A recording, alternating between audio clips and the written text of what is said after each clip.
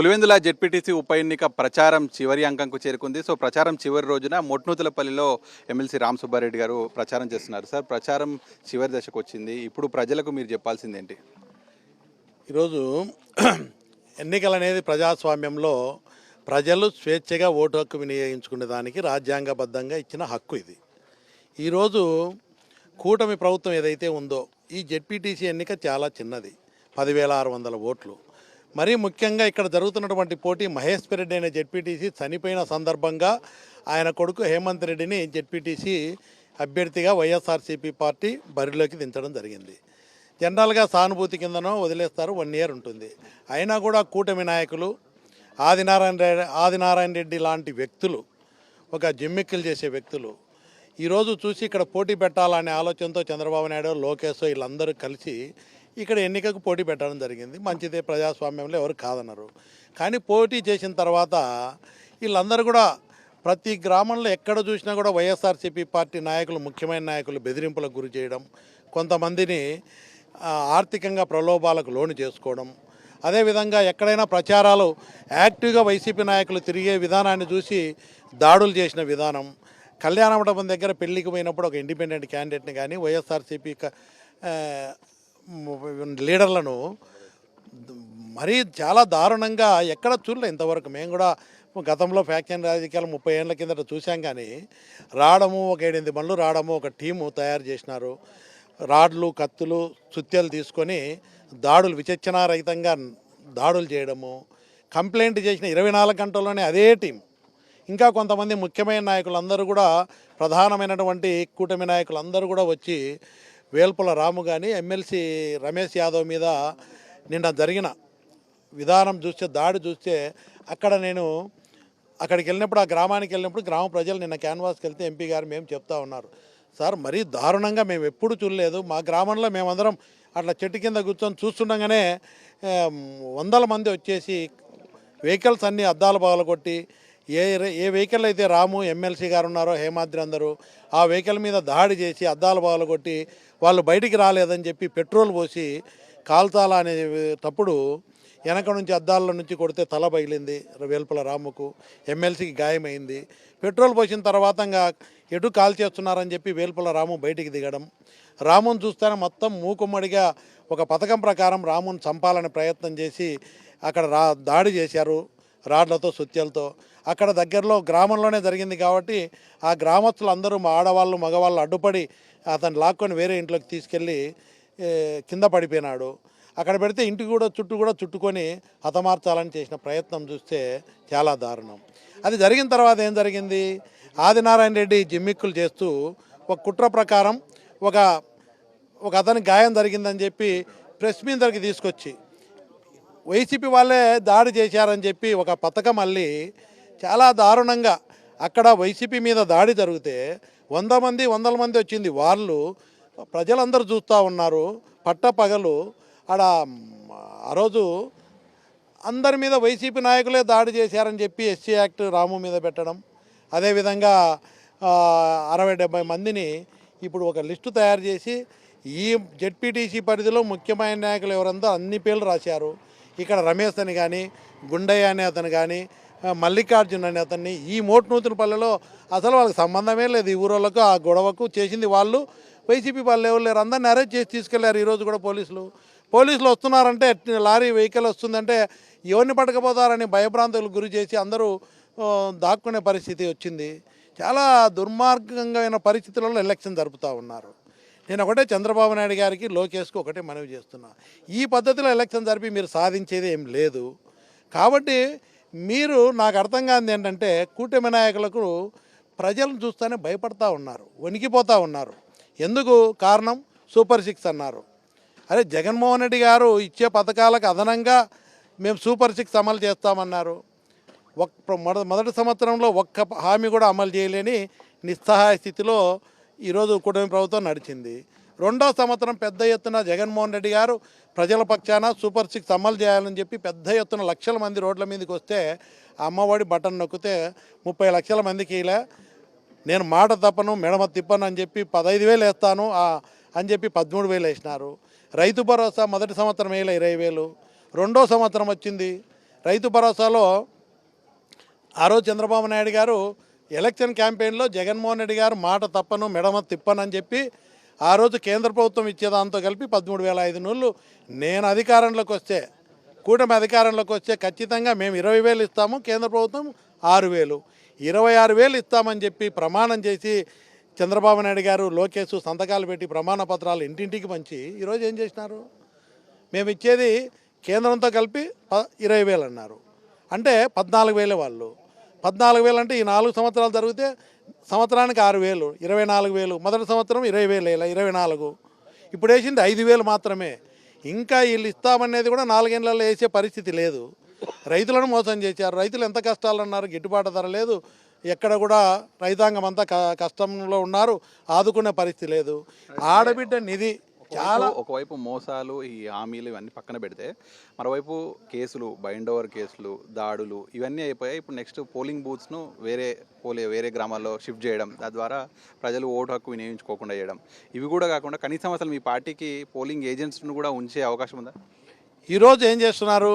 నిన్న జరిగిన కేసులలో ఎస్సీ యాక్ట్ పెట్టి ఉన్న లీడర్లు అందరినీ ఇప్పటికి 50 మందిని ప్రతి గ్రామంలో 5-6 మందిని మెయిన్ లీడర్లు అందరినీ షిఫ్ట్ చేస్తామని ఆ లిస్టు తయారు చేశారు. ఆల్రెడీ చాలామందిని పోలీసులు అరెస్ట్ చేశారు. ఇప్పుడు పోలీసులు ఇంకా గ్రామాల్లో తిరుగుతూ బెదిరిస్తూ ఉన్నారు. ఆ నాయకులు బెదిరిస్తూ ఉన్నారు, ఏజెంట్లు కూర్చోకూడదని చెప్పి కూటమి నాయకులు బెదిరిస్తున్నారు. ఒక దిక్కు పోలీసులు అందరూ కూడా మీరు ఎవరెవరు ఏజెంట్లు కూర్చుంటారో మీ కథ ఉంది తర్వాత ఎలక్షన్ తర్వాత అని ఇప్పుడు కూర్చోకుండా ఉండేదానికి ఏజెంట్లను కూడా ఎవరైతే కూర్చుంటారో వాళ్లకు ముఖ్యమైన నాయకులు అరెస్ట్ చేయాలని చెప్పి రాత్రి పగలు తిరుగుతూ ఉంటే నాయకులందరూ కూడా వైసీపీ నాయకులు ఎట్టి పరిస్థితుల్లో కూడా మేము పక్కకు తప్పుకొనైనా ఊర్లో లేకుండా అయినా అరెస్ట్ కాకుండా ఉండైనా ఎలక్షన్ జరపాలని తాపాత్రయపడుతున్నారు. కానీ వీళ్ళందరూ కూడా టార్గెట్ పెట్టుకొని పోలీస్ డిపార్ట్మెంట్ ఒక సైడు రెడ్ బుక్ అమలు చేస్తూ ఒక దిక్కు కూటమి నాయకులు దాడులు, ఒక దిక్కు భయభ్రాంతులకు గురి చేస్తున్నారు. ఎలక్షన్ జరిపే విధానంలోనే ఇంకొకటి 6 పోలింగ్ బూతులను ఈరోజు ఏ ఊర్లో ఆ ఊర్లో పోలింగ్ బూతులు ఉన్నాయి. ఎక్కడ చూసినా కూడా నల్లబ్రెడ్డిపల్లెలో ఉన్నది, అదేవిధంగా ఇంకోటి నల్గొండవారిపల్లెలో పోలింగ్ బూత్ ఉంది, ఎర్రబల్లిలో పోలింగ్ బూతులు ఉన్నాయి. 6 పోలింగ్ బూతులు. నల్గొండవారిపల్లె ఓట్లను తీసుకుపోయి నల్లబ్రెడ్డిపల్లెకు మార్చారు. నల్లబ్రెడ్డిపల్లె ఓట్లు తీసుకొచ్చి నల్గొండవారిపల్లెలో ఓట్లు వేసే విధంగా చేసినారు. నల్గొండవారిపల్లె ఎర్రబల్లెకు ఓట్లను మార్చారు. ఎర్రబల్లె వాళ్ళను నల్గొండవారిపల్లెకు ఓట్లు వేయాలా? అరే పోలింగ్ బూతులు అక్కడే ఉంటే ఈ ఓట్లను తీసి 3-4 కిలోమీటర్ల పరిధిలో పోయి వేయాలంటే ఓట్లను రాని. ఇట్లా మార్చిరా? ఇంకొకటి ఇక్కడ మెయిన్ ఏంటంటే ఎక్కడ పోయినా కూడా జగన్మోహన్ రెడ్డి గారికి ప్రజలు ఆశీర్వదించడానికి సిద్ధంగా ఉన్నారు.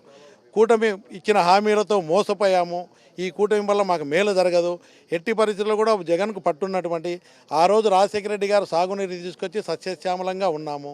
జగన్మోహన్ రెడ్డి గారు కూడా బ్రహ్మాండంగా. ఒక చిన్న డౌట్ సార్, అంత దూరం మీరు అన్నట్టు పోలింగ్ బూత్స్లు మార్చారు ఇక్కడ నుంచి వేరే ఊరికి అక్కడ నుంచి. సో ప్రజలు పోయి ఏం వేస్తాంలే అంత దూరం పోయి అనుకుంటే ఆ ఓటు వేయకపోతే వాళ్ళే టీడీపీ వాళ్ళే ఓటు వేసుకునే అవకాశం కూడా ఉన్నాయి. ఈరోజు వాళ్ళ ఉద్దేశం ఏంటంటే ఈ ఓటర్స్ అక్కడ దూరం రాలేరు, పోలీసులు కూటమి నాయకులు బయట వ్యక్తులు ఊర్లో ఉన్న వ్యక్తులు ఎవరైతే రిగ్గింగ్ చేయడానికి లేరు, మొత్తం వన్ సైడ్గా వైసీపీకి ఉన్నారు. 75%, 80% వైసీపీ వైఎస్ఆర్సీపీ పార్టీ జగన్కు ఓట్లు వేయాలని చెప్పి ఫ్యాన్కు ఓట్లు వేయాలని సిద్ధంగా ఉన్నారు. ఇది తెలుసు వాళ్ళకి. సినిమా పిక్చర్ క్లియర్గా ఓటమి క్లియర్గా కనపడుతుంది. వాళ్ళ దగ్గర ఉన్నది దాడులు చేయడం, భయభ్రాంతులు చేయడం, ఏజెంట్లు లేకుండా ఎత్తుకుపోవడము, పోలీసులు వాళ్ళు కలిసి. పోలింగ్ రోజు కూడా వాళ్ళు ఇడిచిపెట్టిన ఎవరు ఓట్లు వేసే వాళ్ళు లేరు తెలుగుదేశానికి. వీళ్ళే బయట వ్యక్తులను దింపి వాళ్ళనే పోలీసుల సహకారంతో రిగ్గింగ్ చేయాలని ఒక ఆలోచన. రెండవది మీరు అన్నట్టు ఈ గ్రామాల నుంచి ఆ గ్రామాలకు ఓటర్లు ఇప్పుడు ఏమైపోయింది, ఇంకా పట్టుదల పెరిగింది ఓటర్లలో. ఏది ఏమైనా మేము ఆ గ్రామాలకు కూడా ఓటు వేయాలని. ఇప్పుడు దానికి ఆల్టర్నేట్ ఏం చేస్తున్నారు? మధ్యలోనే ఆపేసి దాడులు చేసి ఓటర్లు రాకుండా, ఓటర్లను కూడా పోలింగ్ బూతులకు పోనీయకుండా చేసేదానికి ఈ 6 పోలింగ్ బూతులను ఈ ఊరి ఆ ఊరికి, ఆ ఊరి ఈ ఊరికి ఓట్లు మార్చి మధ్యలో దాడులు చేయాలని ఇంకొక ఆలోచన. ఎందుకంటే వాళ్ళు ఊళ్ళలో రిగ్గింగ్ చేయాలని కూడా తిరగబడతారనే భయం ఉంది. అయినా కూడా పోలీసులను పెట్టుకొని రెడ్ బుక్ అమలు చేసి రిగ్గింగ్ చేయాలని ఉండారు. ఇది సాధ్యం కాదని ఈ ఊర్లలో ఆలోచన చేసి ఈ ఓట్లను ఆ ఊరికి, ఆ ఊరి ఓట్లు ఈ ఊరికేసి మధ్యలోనే బెదిరించి దాడులు చేసి ఓటర్లు రాకుండా వాళ్ళు దొంగ ఓట్లు వేసుకోవాలని ప్రయత్నం చేస్తున్నారు. ఇదంతా ప్రజాస్వామ్య పద్ధతిలో ఇది చాలా తప్పుడు విధానం. ఎంతో అనుభవం ఉన్న నాయకుడు చంద్రబాబు నాయుడు గారు, లోకేష్ గారు ఇలా ట్రాప్లో పడినాడు. ఆదినారాయణ రెడ్డి ఇలాంటి ట్రాప్లో. నేను ఒకటే గుర్తు చేస్తున్నా, ఈరోజు ఆదినారాయణ రెడ్డి లేని అబద్ధాలన్నీ మాట్లాడుతున్నారు. ఈరోజు విలువలేని రాజకీయాలు చేసేది ఆదినారాయణ రెడ్డి. తప్పుడు విధానాలతో పోతా ఉన్నారు. ఈ దాడులు చేపించి నేనేదో ఇక్కడ ఉద్ధరిస్తానని చెప్పి గతంలో కూడా నేను నిన్న కూడా చెప్పా, ఆదినారాయణ రెడ్డిని తెలుగుదేశం పార్టీలో తీసుకునేటప్పుడు ఈ లోకేష్ బాబు ఈయనేదో పులివెందల పూలంగల కాడనే జగన్మోహన్ రెడ్డి గారిని నిలబెడతారని నిలదీస్తారని, ఇంకా రాష్ట్రంలో మొత్తం ఈ జిల్లా అంతా ఇదేదో ఆదినారాయణ రెడ్డి టీడీపీ కైవసం చేస్తాడని నమ్మి మీరు పార్టీలోకి తీసుకొని ఆ రోజు 23 మందిని తీసుకున్నారు ఎమ్మెల్యేలను. ఆదినారాయణ రెడ్డిని వైసీపీ సింబల్ మీద 23 మందిని ఇక్కడ తీసుకున్నారు. నేను అభ్యంతరం తెలిపి ఆ రోజు తప్పుడు అని. ఆ రోజు చంద్రబాబు నాయుడు గారితో నేను కూడా గట్టిగా చాలా నెలలు కొట్లాడా, ఆయన కూడా తీసుకున్నారు. తీసుకున్న తర్వాత ఆదినారాయణ రెడ్డి ఇదే జిమ్మికులు. ఇప్పుడు ఏ టీం పనిచేస్తుందో ఆ రోజు వివేకానంద రెడ్డి గురించి వాళ్ళ అభిమానం ప్రదర్శిస్తుంది తెలుగుదేశం పార్టీ. నేను ఒకటే చెప్తున్నా, ఆ రోజు తెలుగుదేశంలో ఉన్నా, ఆ రోజు ఏం జరిగింది, వైఎస్ఆర్సీపీ పార్టీ జగన్మోహన్ రెడ్డి గారు వాళ్ళ చిన్నాయన రాజకీయాల్లో ఉండాలా, మంచి వ్యక్తి అని చెప్పి ఎమ్మెల్సీ టికెట్ ఇచ్చి ఆ సమయంలో ఎమ్మెల్సీగా గెలిపించాలా, ఆయన ఉండాలని జగన్మోహన్ రెడ్డి గారు నిర్ణయం తీసుకొని వివేకానంద రెడ్డిని పోటీలో నిలబెట్టారు. ఏం జరిగింది ఆ రోజు, ఇదే కూటమి నాయకులు ఈరోజు ఏదైతే ఆ రోజు ఏం జరిగిందో అదే అమలు చేస్తున్నారు. ఈ ఆదినారాయణ రెడ్డి కానీ బీటెక్ రవి క్యాండిడేట్గా ఉన్నారు. ఈరోజు నిన్న తిరిగిన పెద్ద మనుషులు అందరూ కూడా ఏం చేసినారు, ఆ రోజు ఎంపీటీసీ ఎలక్షన్ పోటీ పెట్టే పరిస్థితి లేదు తెలుగుదేశం. వైసీపీకి బ్రహ్మాండమైన 207 ఓట్లు మెజార్టీ ఉన్నాయి. ఆ ఎలక్షన్ను డబ్బులతో కొనుగోలు చేసి బెదిరించి దౌర్జన్యం చేసి ఆ రోజు వివేకానంద రెడ్డిని ఓడగొట్టింది మీరు. రాజకీయంగా వివేకానంద రెడ్డి జగన్మోహన్ రెడ్డి గారికి అండగా ఉంటే రాజకీయంగా ఆయన ఎమ్మెల్సీగా గెలిచి వైఎస్ కుటుంబానికి ఆయన ఉంటే ఈ రాజకీయంగా వివేకానంద రెడ్డిని లేకుండా చేయాలని చెప్పి ఓడగొట్టి చేసింది ప్రయత్నం మీరు. జగన్మోహన్ రెడ్డి వాళ్ళ చిన్నాయన కావాలనుకుని ఎమ్మెల్సీగా నిలబెట్టినాడు. ఆయన ఉంటే నాకు అవసరం ఉంది, వాళ్ళ చిన్నాయన ఒక మంచి లీడరు, ఏదైనా అవసరం వచ్చి మంచిగా ఉంటాడు, గట్టిగా నిలబెడతాడు, ఆయన అవసరం ఉందని ఎమ్మెల్సీగా పోటీ పెట్టించినాడు. ఆ రోజు మీరే కుట్రలు కుతంత్రాలతో చంద్రబాబు నాయుడు గారు వీళ్ళ మాటలని ఎవరైతే ఇప్పుడు పోటీ చేసినా అమలు చేస్తూ ఉన్నారు, దాడులు చేస్తున్నారు. పులివెందుల బ్రహ్మాండంగా నేను అన్నీ తిరిగా ప్రశాంతంగా. ఆ రోజు రాజశేఖర రెడ్డి గారు 11,000 క్యూసెక్ నుంచి దాదాపు 44,000 క్యూసెక్లకు సామర్థ్యాన్ని పోతిరెడ్డిపాడును పెంచి కృష్ణా జలాలు తీసుకొచ్చి లిఫ్ట్ ఇరిగేషన్ పెట్టి చిత్రావతి పైడిపాలెం తీసుకొచ్చి కరువు ప్రాంతాన్ని మరీ ముఖ్యంగా రాయలసీమ ప్రాంతాన్ని పులివెందులకు బ్రహ్మాండంగా ప్రజలు ఉన్నారంటే రాజశేఖర రెడ్డి గారు జగన్మోహన్ రెడ్డి గారు 26 టీఎంసీలు నింపి ఈరోజు నీళ్లు తీసుకొచ్చి చేసినారు. కాబట్టి రాజశేఖర రెడ్డి గారు జలయజ్ఞం కింద కార్యక్రమాలు చేపట్టి ఈ ప్రాంతానికి సస్యశ్యామలంగా పచ్చగా ఉన్నాయి, ఏ గొడవలు లేకుండా వీళ్ళు ఉన్నారంటే రాజశేఖర రెడ్డి గారి పుణ్యము. జగన్మోహన్ రెడ్డి గారు అంతకంటే ఇంకా సంక్షేమ పథకాలు అమలు చేసినారు. ఈరోజు నేను ఒకటే ప్రజలకు చెప్తా ఉన్నా, ఈరోజు నిన్న ఈ ఆదినారాయణ రెడ్డి ఎన్ని నాటకాలు ఆడుతా ఉంటే డ్రామాలు, వివేకానంద రెడ్డి కుటుంబాన్ని రాజకీయంగా లేకుండా చేసింది ఇదే టీం. మళ్ళీ పోయి వివేకానంద రెడ్డి జయంతికి ఎప్పుడు పోలేరా ఎవరు ఆదినారాయణ రెడ్డి. నిన్న పోయి సునీతమ్మ వస్తే ఆడికెళ్ళి వాళ్ళ అభిమానాన్ని వివేకానంద రెడ్డి కుటుంబం మీద కనబరుస్తున్నారు, డ్రామాలు ఆడుతున్నారు. నీ డ్రామాలు ప్రజలకు తెలుసు. ఈరోజు ఇలాంటి డ్రామాలతో గతంలో ఒక్కసారి గుణపాఠం చెప్పినారు ప్రజలు. 151 సీట్లు ఎంతగా ఇప్పుడు చేసే మీరు తప్పుడు పనుల వల్ల చంద్రబాబు నాయుడు గారికి లోకేష్కు చెప్తున్నా, అదే టీం ఏదైతే పనిచేసిందో వాళ్ళ మాటలు మీరు మళ్ళీ పనిచేస్తున్నారు. మళ్ళీ తప్పుడు విధానంలో పోతూ ఉన్నారు, తప్పుడు కేసులు పెట్టి రెడ్ బుక్ అమలు చేస్తూ ఉన్నారు. వీళ్ళు పబ్బం గడుపుకునే దానికి ఆ రోజు మంత్రి పదవి కోసం చేయకూడని పనులన్నీ చేసినాడు. ఆ రోజు లోకేష్ గారు నువ్వు గెలుచుకొని వచ్చి మంత్రి పదవి ఇస్తాన్నారు, వివేకానంద రెడ్డిని ఓడగొట్టు వైఎస్ కుటుంబాన్ని దెబ్బతి దానివల్ల నీకు మంత్రి పదవి ఇస్తానంటే చేయకూడని పనులని తప్పుడు పనులన్నీ విలువలేని రాజకీయాలు చేసింది ఆదినారాయణ రెడ్డి. ఈరోజు వివేకానంద రెడ్డి ఇంటికి పోయినాడంటే నీ నాటకాలు అందరికీ తెలుసు. ఈరోజు వివేకానంద రెడ్డిని రాజకీయంగా లేకుండా చేసింది మీరు. జగన్మోహన్ రెడ్డి గారికి అండగా ఉంటాడని దెబ్బతీసింది వైఎస్ కుటుంబాన్ని. వివేకానంద రెడ్డిని రాజకీయంగా ఆయన ఉండాలని కోరుకున్నాడు చిన్న ఆయన, లేకుండా చేయాలని మీరు చేసినారు.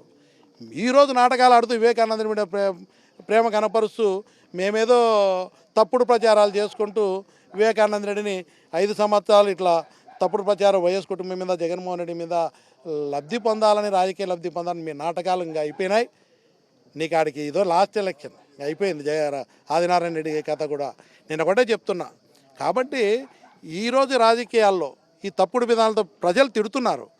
ఏందా ఈ దాడులు, ఈ కథ ఏంది, రాజకీయం చేసేది? వీళ్ళు ఉన్నామనే పోదామనే, వీళ్ళకి పోయే కాలం వచ్చింది కాబట్టి ఎన్ని చేస్తున్నారు, వీళ్ళకి పోయే కాలం. ఇంకొకటి నేను సూపర్ 6 ఎందుకంటున్నానంటే ఆడబిడ్డ అనేది ఇంట్లో ఆడవాళ్ళు 59 ఏళ్ళ వరకు 18 ఏళ్ళు నిండిన వాళ్ళు ఇద్దరు ముగ్గురు ఉన్నారు.